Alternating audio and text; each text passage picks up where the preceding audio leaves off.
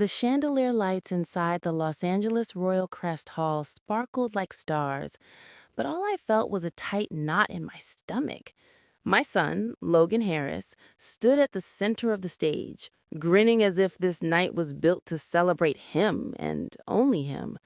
It was his charity gala, his wealthy friends, his spotlight, and I was about to become his entertainment. Everyone, Logan tapped the mic, sending a sharp ringing sound across the hall. Let's start the evening with something hilarious. He pointed at me, his own mother, Margaret Harris. My mom here is, well, very exciting. She spends her days knitting sweaters and talking to her cats. Soft laughter, then louder, then cruel. Logan smirked. So let's option her, starting at, let's be generous, $1. She's definitely worth that much. The crowd chuckled again. My heart felt like it was sinking into the floor. I could smell the strong lemon scent of the polished wooden stage behind him. The room felt too bright, too sharp.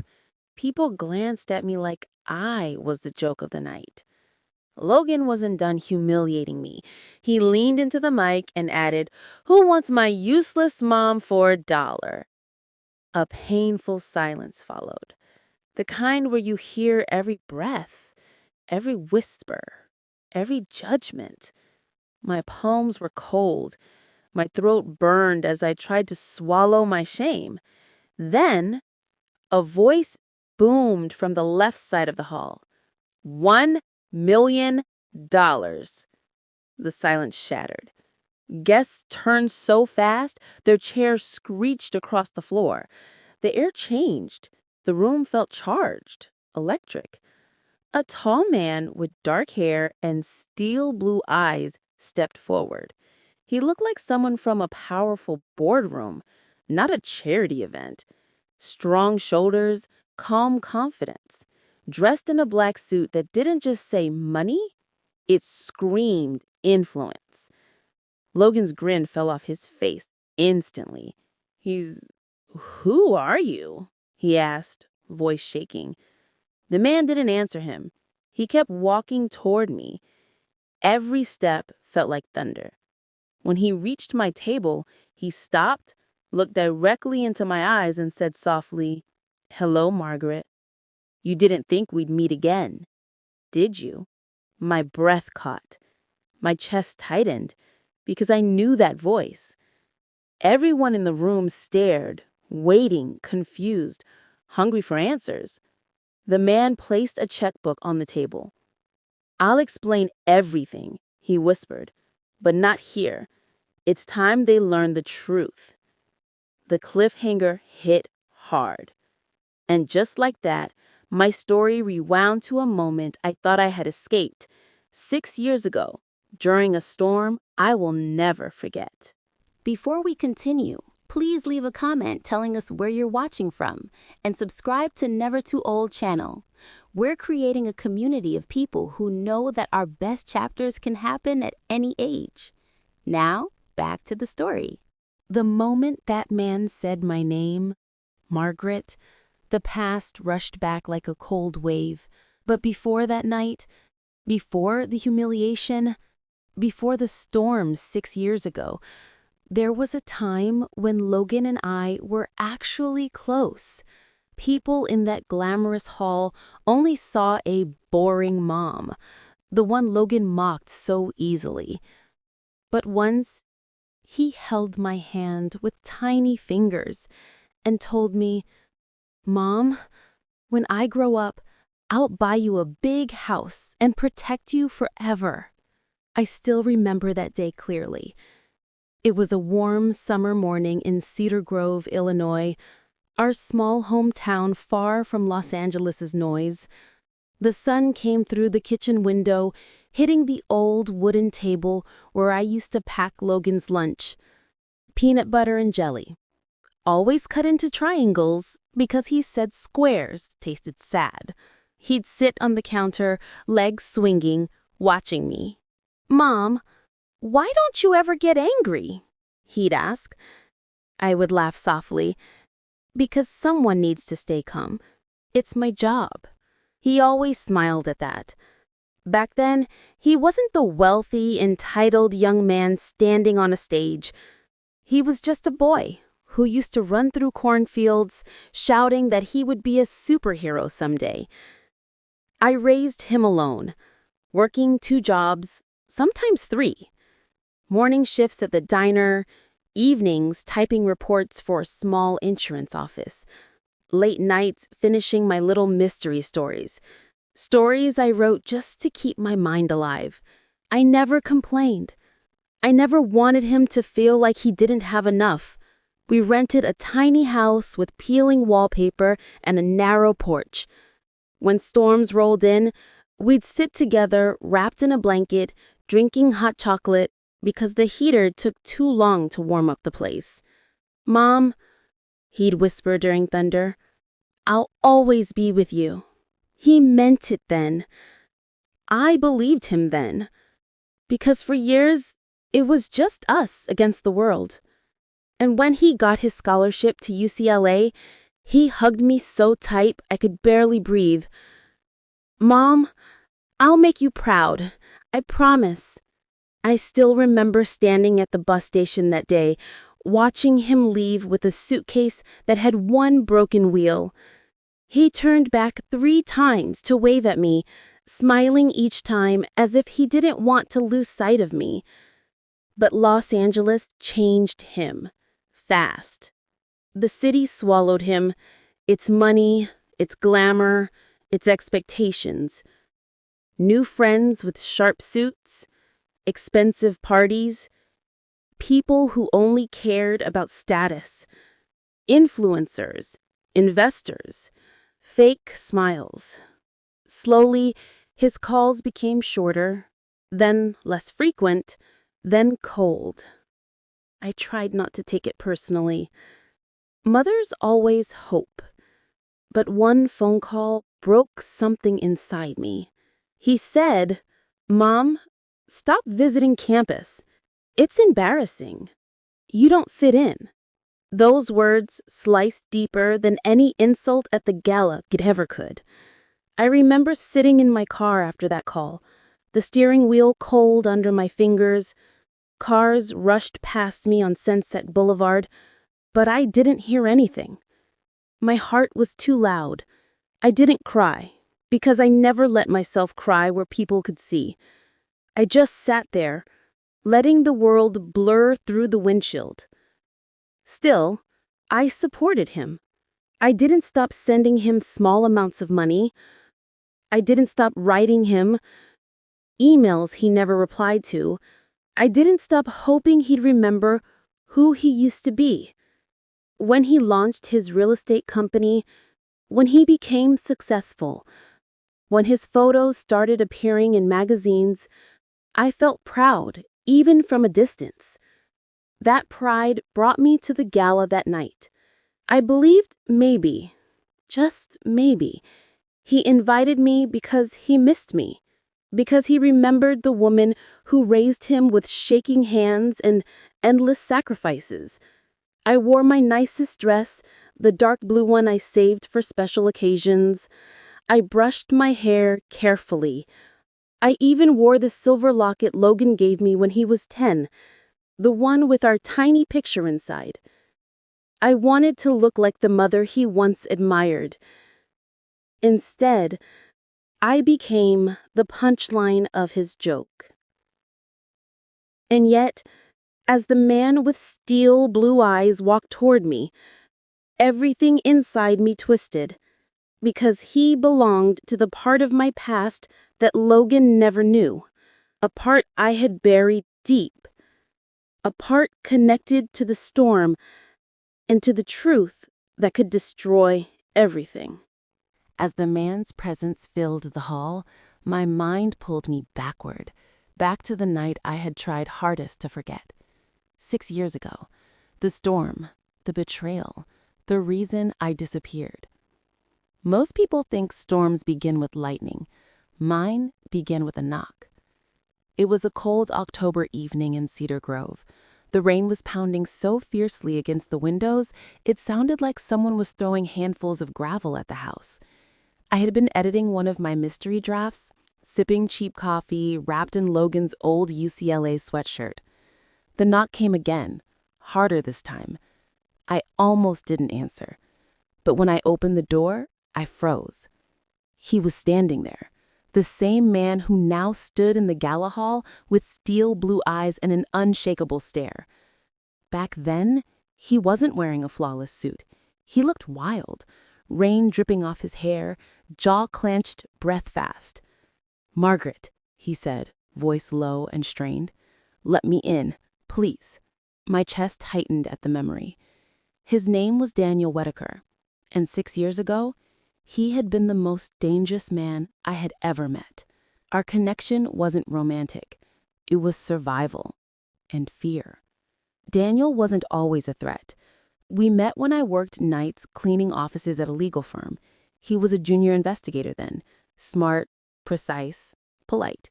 He used to work late, and sometimes he'd help me carry heavy trash bags or offer me leftover sandwiches. I thought he was kind. I thought he was safe. But he worked for the wrong people.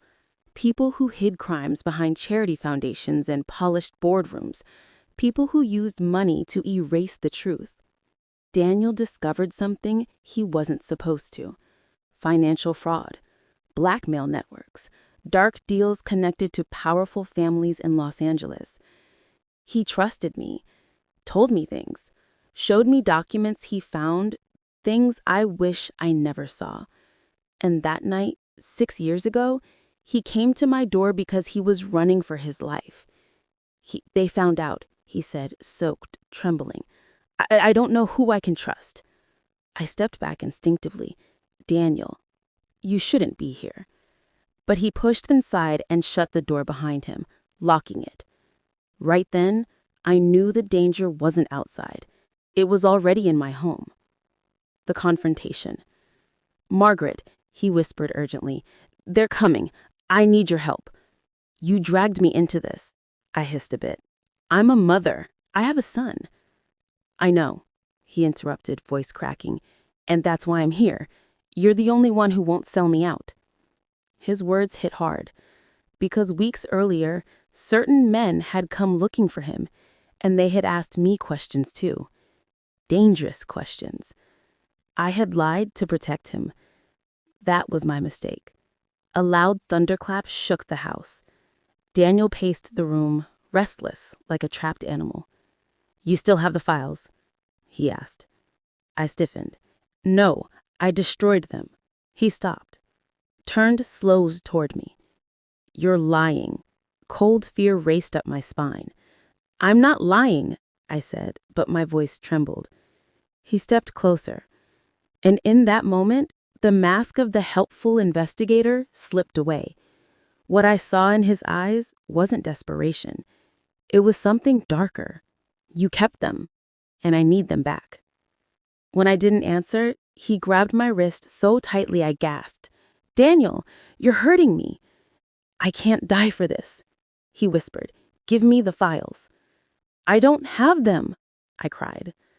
Lightning flashed through the window, illuminating his face, twisted, frantic, dangerous. He shoved me backward and I hit the table corner, pain shooting through my side. For the first time, I realized he wasn't running from monsters. He was becoming one. I managed to push him off and run to Logan's room, where I had hidden the USB drive inside an old trophy.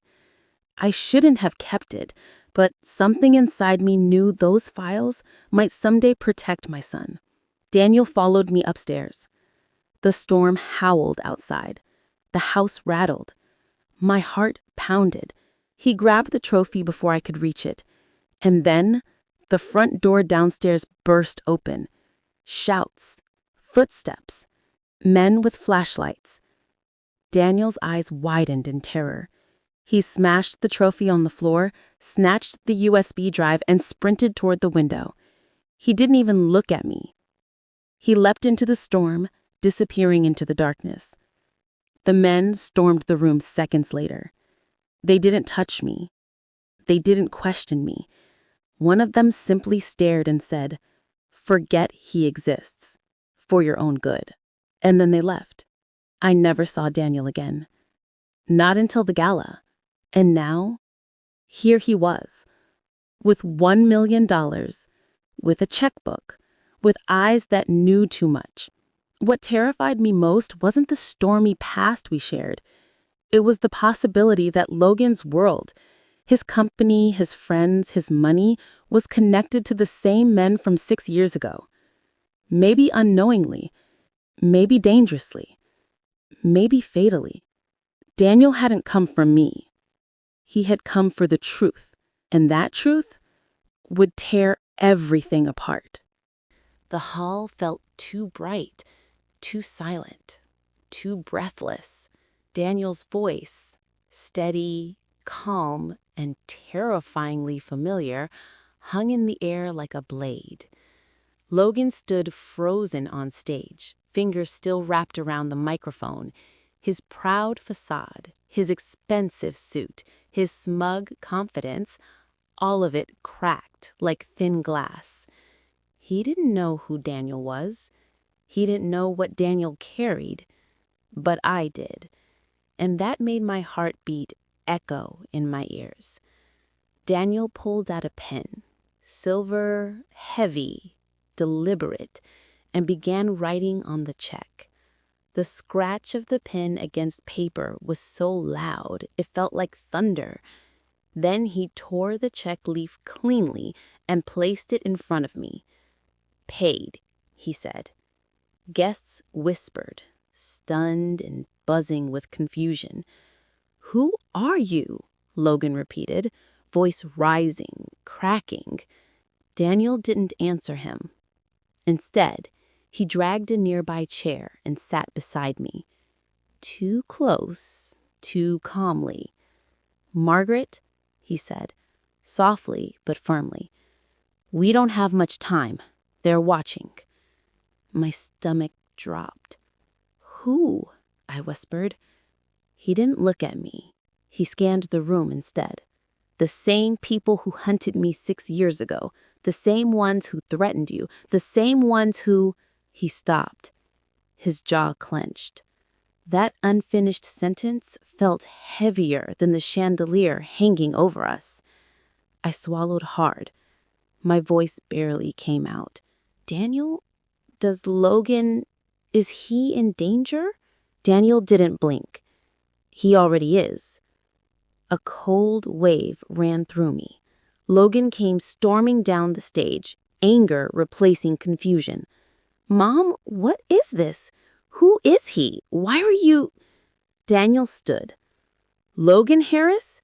He addressed him by full name without hesitation. "Your mother saved your life 6 years ago. You have no idea the price she paid." Logan scoffed. "That's ridiculous." Daniel cut him off. "You think your success is yours alone? Your friends? Your investors? You think your company grew because you're talented?" He stepped closer. "Or do you think it grew because someone wanted you exactly where you are?" The color drained from Logan's face. "What are you talking about?" he whispered. Daniel reached into his coat and pulled out a folded document. Old, worn, edges frayed, like it had survived storms just like we had. He handed it to me. My fingers trembled as I unfolded it. It wasn't one paper. It was several. Documents, financial trails, names, signatures, a corporation's underground map, and on top, Logan's company logo. My heart twisted. Logan's voice trembled. That's my company file. Where did you get that?" Daniel met his eyes. "From the same men who targeted your mother." Gasps rose around us. I looked at the page closer. It was a contract, but not a normal one. Buried in the fine print was something horrifying. Logan's company was partially funded through a shell organization owned by the same people who hunted Daniel. How? I whispered. Logan didn't know about any of this, but they knew about him. They watched him. They needed a clean, ambitious young businessman to move their money and mask their operations. Logan staggered backward. That's not true. My investors are legit. They're respected. Daniel's voice was calm. Too calm. Look closer. He flipped to another page. Another contract. Another signature. Not Logan's, but someone who worked for him. A man I had met twice. Always polite, always smiling, always carrying an expensive briefcase. And that, Daniel said, pointing to the signature, is a deal that ties your business to one of the most dangerous networks in Los Angeles. Logan shook his head violently.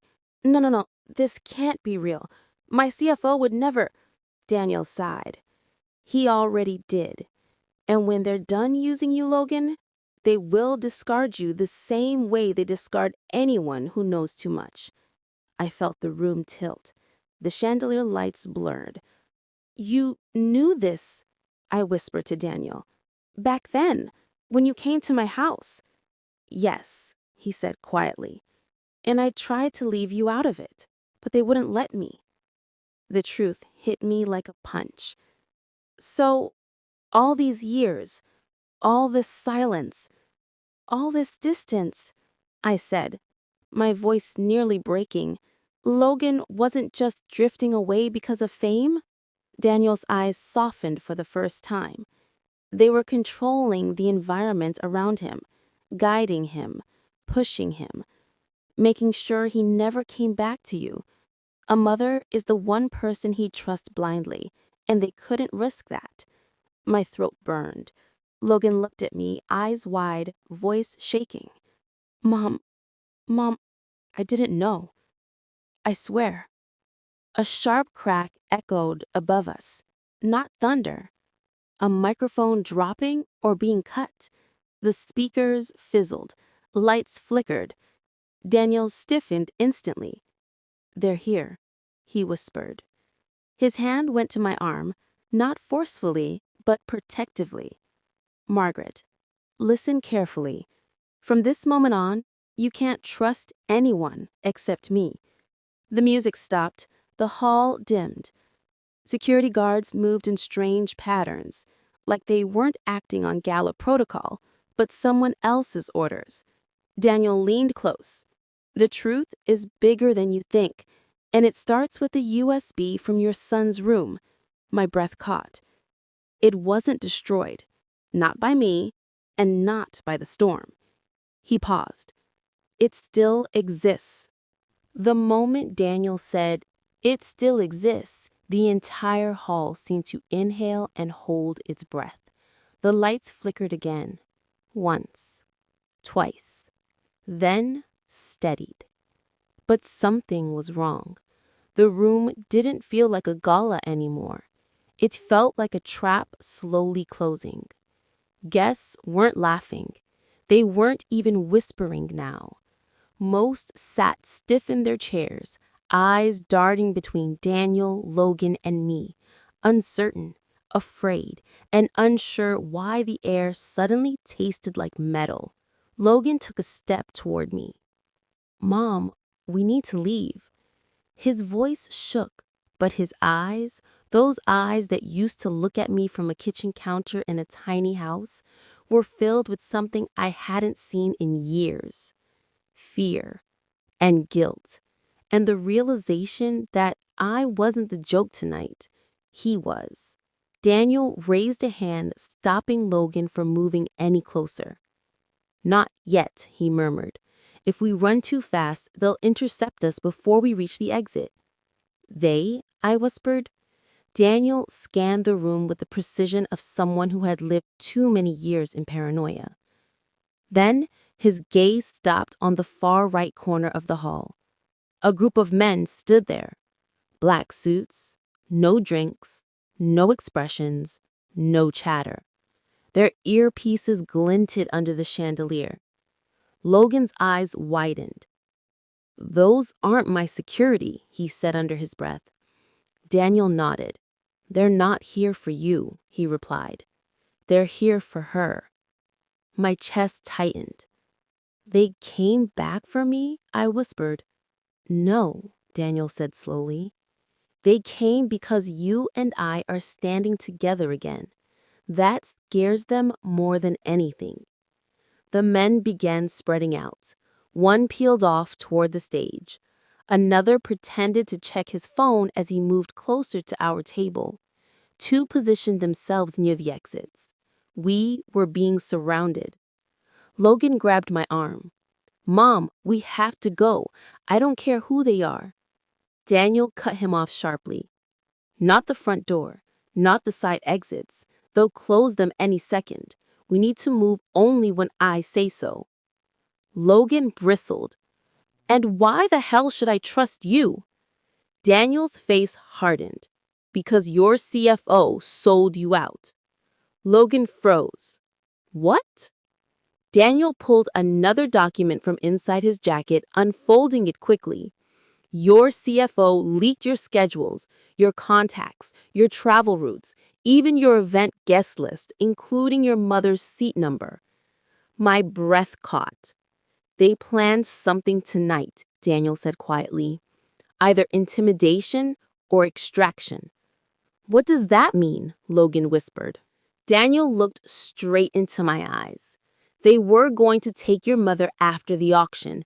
The humiliation was just a distraction." Logan staggered backward like he'd been hit.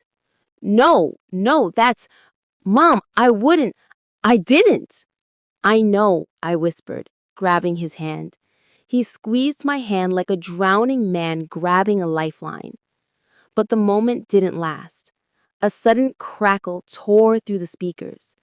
Then, the lights went out.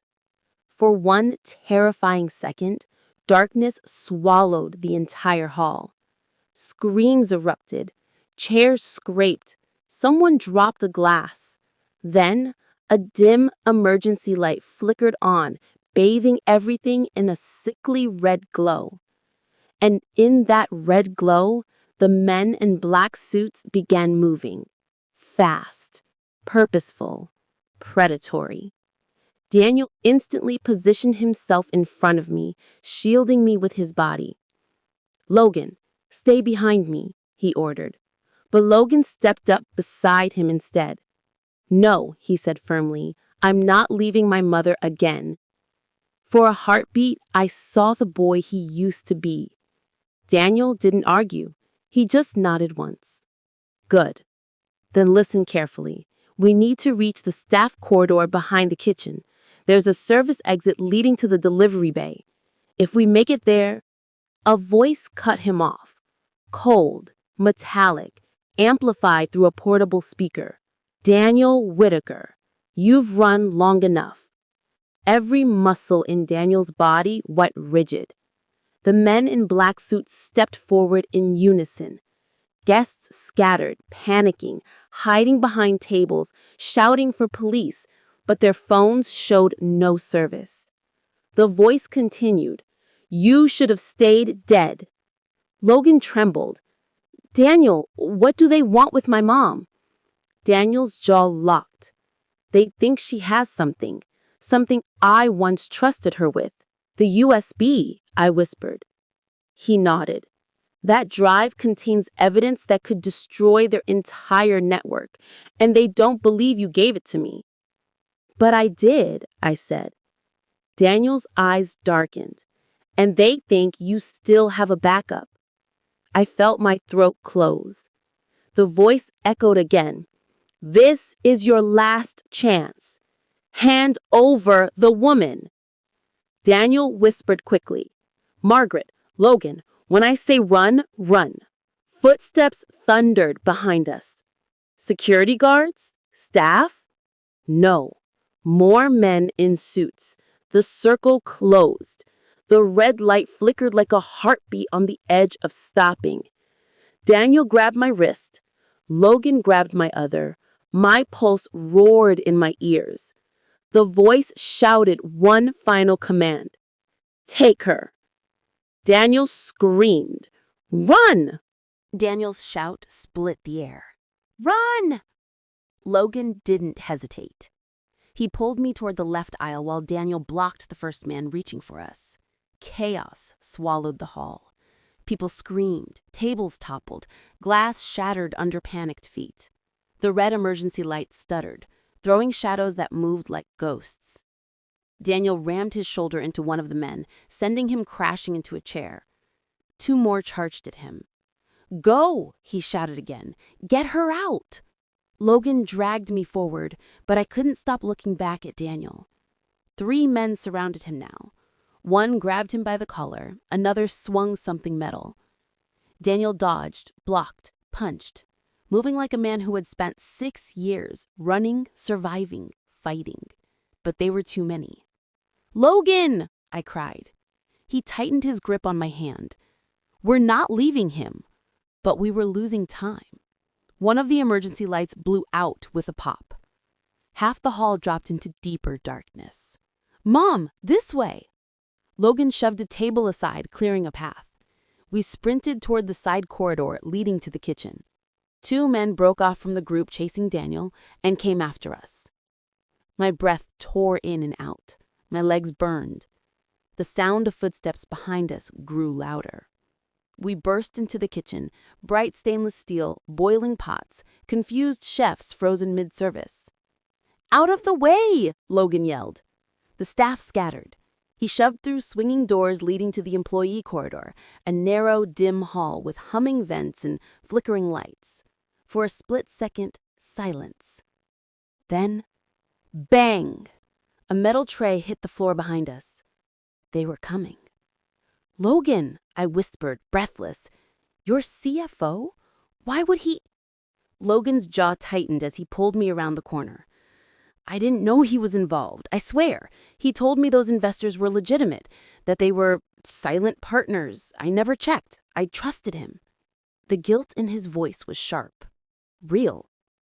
Before I could answer, Daniel appeared, limping, breathing hard, covered in bruises, but still standing. Keep moving, he said urgently. They called in more men. We have maybe 1 minute. Logan moved to help him, but Daniel raised a hand. No time for sympathy. I've had worse. He wasn't lying. His shirt sleeve was torn, blood on his forearm. Daniel, you're hurt, I whispered. He gave a strained half smile. You should see the other guys. But there was no humor in his eyes, only urgency and fear. Not for himself, for me. The hallway trap. We reached the end of the corridor, a heavy metal service door, locked from the inside. Logan slammed his shoulder into it. Come on, open! Daniel grabbed the handle, tried a code, then cursed under his breath. They changed the lock. Footsteps thundered behind us, voices, orders.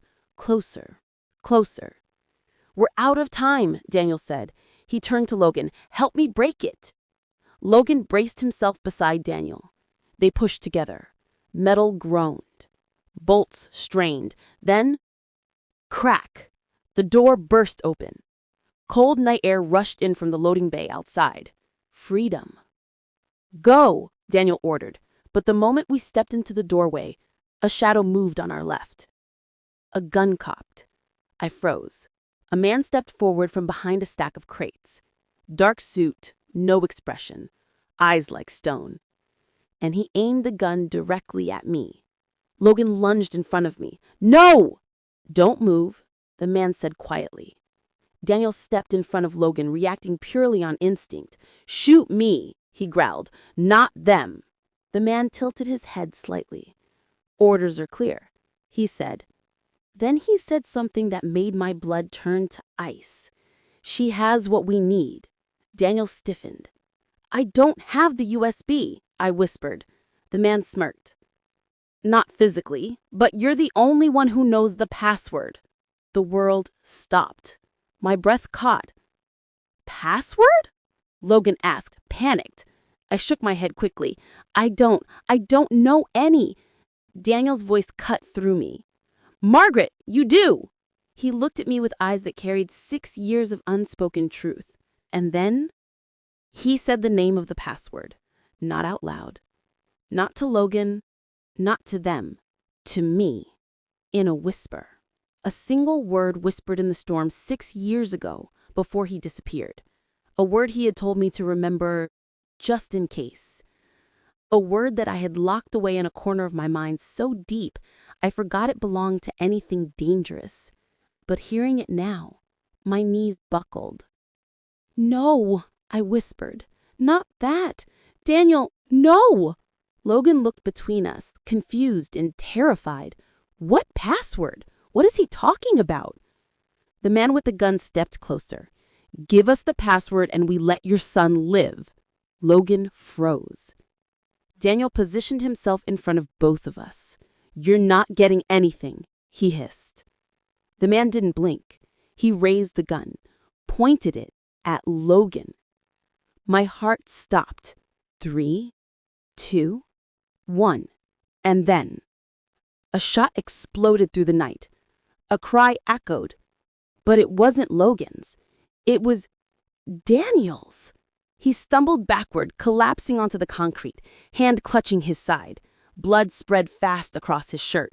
No! I screamed. Logan caught him before he hit the ground. Daniel's face twisted in pain, but his eyes, his sharp steel blue eyes, locked on mine. Margaret, remember the storm. Remember what you burned. Remember what you kept. Tears blurred my vision. He grabbed Logan's collar with bloody fingers. Protect her, Daniel whispered. Do not trust. His voice broke. He collapsed. The men advanced, and the turning point slammed into us like a tidal wave. The only person who knew the truth had just been shot.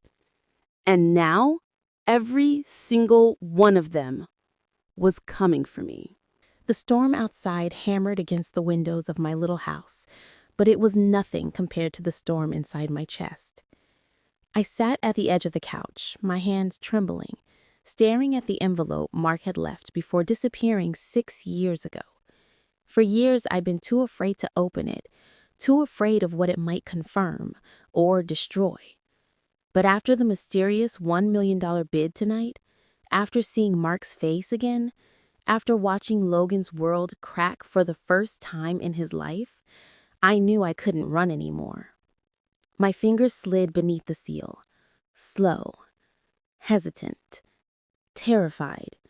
The paper inside was old, creases deep, ink slightly faded, but the words hit me like fresh wounds. Margaret, if you're reading this, something has gone wrong, something I couldn't protect you from. I left to keep you safe, not to abandon you. Logan can never know the truth, not yet. They'll come for him next. My heartbeat stuttered. They'll come for him next? A crash of thunder shook the house as if punctuating the question. My breath felt stolen from my lungs. Because suddenly, everything connected. Mark's sudden disappearance, the fearful way he'd paced the house that last week, the way he held Logan like he was fragile glass, the way he kissed my forehead and whispered, "If anything happens, trust me." I didn't trust him. I hated him for leaving. I raised Logan alone. I carried the shame. I carried the debt. I carried the blame for his anger, his resentment, his misbehavior. But now the truth was a blade slicing clean through the past. The letter continued. They framed me, Margaret. They threatened my life and yours. The only way to save you both was to disappear. I thought I'd have more time to fix things, but they're already watching. My hands went numb. My vision blurred. I remembered the black car parked outside for 2 nights straight. The man in the gray coat who knocked on my door asking strange questions, and the phone calls where no one spoke, just breathed. I had convinced myself I imagined all that. But Mark? Mark never imagined anything. He always knew more than he said. The final blow. At the very bottom of the letter, one line shook me harder than any betrayal, any humiliation, any gala, any cruel joke Logan had made. If anything happens to me, go to the Crestfall Foundation. Ask for the man with steel blue eyes. He will come for you. My body froze. Steel blue eyes. The same eyes that stared at me across the gala tonight. The man who bid $1 million. The man Logan trembled in front of. The man who whispered, "You didn't think we'd meet again, did you?" He wasn't a stranger. He wasn't a bidder. He was the man Mark trusted with our lives. And now, he was back. The decision I could no longer avoid. As I held the letter to my chest, tears streaming, something inside me shifted. For years I stayed quiet. For years I let Logan resent me. For years I hid the truth, thinking I was protecting him. But tonight, watching my son humiliate me in front of hundreds, watching him act like he was untouchable, watching his world collide with the past he never knew existed, I realized something brutal.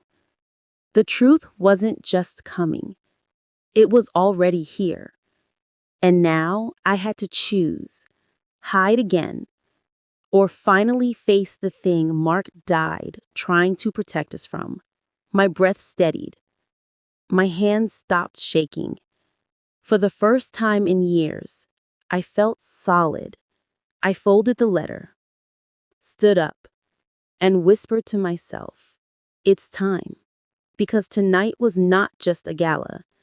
It was the beginning of a war I didn't know I'd have to fight.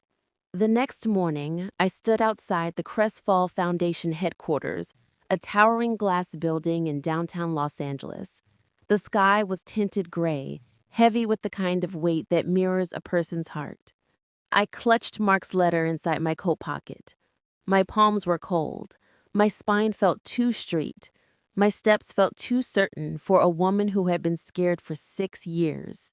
Inside, the air smelled like expensive coffee and polished marble. The receptionist looked up. "Ma'am, name please?" My voice wavered just once. "Margaret Harris. I'm here to see the man with steel blue eyes." Her expression changed instantly. Fear, respect, urgency, all mixed together. She didn't ask a single question. She simply whispered, "Follow me." The hidden room. She led me to an elevator that required a fingerprint scan, then down a silent hallway, then into a private conference room where only one person waited. Him, the man from the gala. Tall, controlled, power carved into every angle of his face. Steel blue eyes locked on me the moment I entered. He stood. "Margaret," he said softly, "I knew this day would come." I swallowed. "What happened to Mark?" His jaw tightened. "That's why you're here." He walked to a table and placed a thick file on it. A file with my husband's name printed across the top. Mark Harris, Confidential. My breath hitched. "You deserve the full truth," he said, "not the pieces Mark managed to send you." I stared at him, heart pounding. "What is this? Who are you?" He exhaled, a heavy, painful sound. "My name is Adrian Cole. I was Mark's closest friend and his last protector." The truth unleashed. Adrian opened the file. Inside were photos, documents, recordings, witness statements. Things I'd never imagined my simple, quiet husband had ever touched. "These people," Adrian said, pointing to faces in the file, "were part of an international financial crime ring. Mark built the software that accidentally exposed them. He couldn't shut it down. They wanted him dead." I felt my knees weaken. "He didn't run to hurt you," Adrian continued. "He ran because staying would have gotten you and Logan killed." I covered my mouth. My Mark, my gentle Mark, caught in a war he never asked for? "Why didn't you come to me?" I whispered. Adrian's voice cracked for the first time. "Because the moment I showed my face at your door, you'd become a target. A deep, trembling breath escaped me. All these years, I said, Logan thought his father abandoned him. Adrian nodded slowly. It was the hardest choice Mark made. Tears blurred my vision. He loved you, Margaret, Adrian said, fiercely. He talked about you every day until the end. Until the end? I echoed, voice shaking. Adrian closed his eyes, then spoke the words that shattered me. Mark didn't survive. The room froze. The world shrank. My heart crumbled. I felt like the air had been punched out of my lungs. He died? I whispered. Saving a federal agent. Saving me. The grief hit me like lightning. Fast, violent, total. I pressed a hand to my chest, sinking into the chair. Adrian sat beside me, his voice low, steady. He made me promise I'd find you when it was safe and protect Logan. I wiped my tears. But Logan, he's angry. He hates me. Adrian shook his head. That ends today. Logan walks into the storm. Hours later, Adrian arranged a meeting, a controlled environment, private, secure. Logan arrived furious, still humiliated from the gala, still angry, still unaware of anything. What is this? He snapped. Why am I here and why is he here? Adrian didn't flinch. Sit. Logan rolled his eyes but sat down. Then I placed Mark's letter on the table. What's this? Logan scoffed. Your father's handwriting, I whispered. The room changed instantly. Logan froze. Adrian pushed the file toward him. Your father didn't abandon you, Logan. He saved you. For the first time in years, Logan's bravado slipped. What are you talking about? He said quietly. Adrian opened the file, revealing everything. The photos, the threats, the evidence, the risk, the truth Mark died carrying. Logan's face drained of color. His hands trembled. His voice cracked. He died? Yes, I said softly. He died protecting us. Something inside Logan shattered. His anger, his pride, his ego. Everything he built to survive fatherlessness. A single tear rolled down his cheek. I treated you so badly, he whispered. Mom, I humiliated you. I blamed you. I hated you. I didn't know. I reached for his hand. For the first time in years, he didn't pull away. You didn't know the truth, I whispered. He broke completely, shoulders shaking. I'm sorry, Mom. My tears fell onto his hand. Adrian looked away, giving us the moment Mark had died hoping for. The enemy arrives. The door suddenly burst open. Security rushed in. Mr. Cole, they found us. My blood turned to ice. Who? Adrian demanded. The same organization, security said, panic rising. They're here. They want the file. Logan grabbed my arm. Mom, we have to go. Adrian stepped in front of us. No one touches them. Alarms blared. Lights flashed red. Footsteps thundered in the hallway. Adrian turned to me, voice controlled but urgent. Margaret, everything Mark died for is in that file. If they get it, his sacrifice means nothing. I clutched the file to my chest. My son grabbed my hand. The world closed in around us, and as armed men stormed the hallway, I realized this wasn't the end of the story. This was the real beginning. The world outside Crestfall Foundation felt eerily quiet after the chaos. Police sirens faded. The flashing lights disappeared. The threat was over, or at least contained. I sat on a bench outside the building, the cool evening air brushing against my face.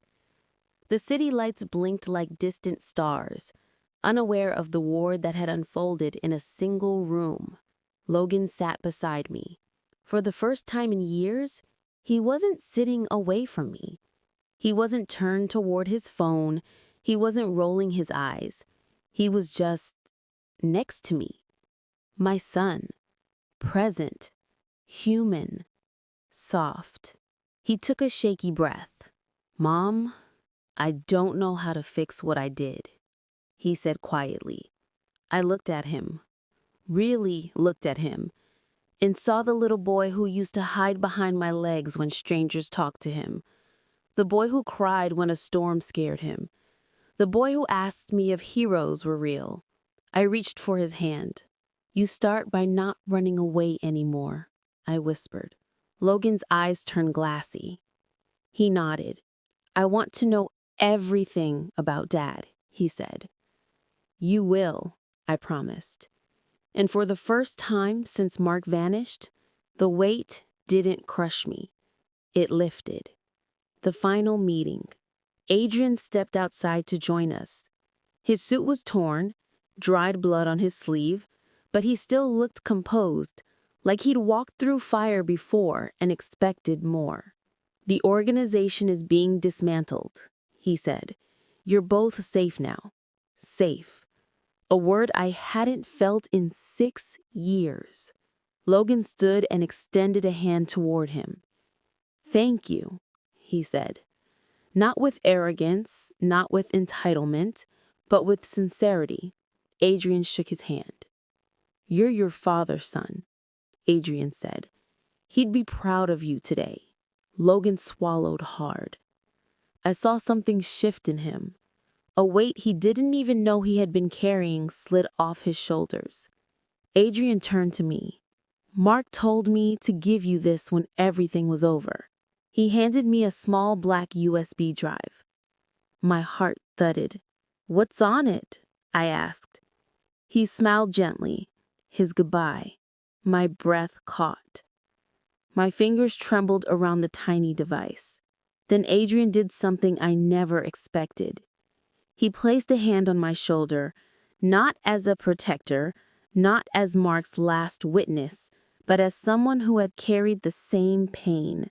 "He loved you, Margaret," he said, right until his last breath. A tear rolled down my cheek, but for once, it didn't feel like grief. It felt like release. Adrian nodded once, turned, and disappeared into the night. The goodbye I waited for 6 years. Later that night, at home, I sat in the quiet darkness of my living room. Logan was asleep upstairs, peacefully for the first time in years. I plugged the USB drive into my laptop. A video opened. Mark. His face, his smile, his eyes, his voice. I covered my mouth as a sob ripped through me. "Hey, Maggie," he said gently. "If you're watching this, it means I couldn't come home." His voice cracked. "But I need you to know one thing. I never left you. I never left Logan. I never stopped loving either of you. I only ran from the danger, not from my family." Tears poured down my face. "I'm sorry you had to raise him alone. I'm sorry he blamed you. But one day, he'll understand why you were stronger than me." My chest tightened with a pain so deep, it almost felt holy. Mark smiled through teary eyes. "You always were the brave one." The screen faded to black. I sat there for a long time, crying, breathing, remembering, healing. The message of my story. The next day, Logan came downstairs and hugged me from behind. No words, just arms around me. Warm, tight, alive. "I love you, Mom," he whispered. I closed my eyes. "I love you more." And just like that, our home felt like a home again. Not perfect, not painless, but real. The truth didn't destroy us. The truth rebuilt us. And the message, the thing I learned after 6 years of shouting silence, was that sometimes the people who walk away are the ones who loved you the most. And sometimes the children who hurt you are the ones who needed the truth to grow. My story didn't start at the gala. It didn't start with humiliation. It didn't start with a $1 auction. It started with a man who loved us enough to disappear and a son who learned the value of love the moment he almost lost everything. And now we move forward, not as victims, not as broken pieces, but as a family that finally knows the truth. And the truth was worth $1 million. If you were in my place, would you forgive your child? Tell me in comments. And subscribe more stories.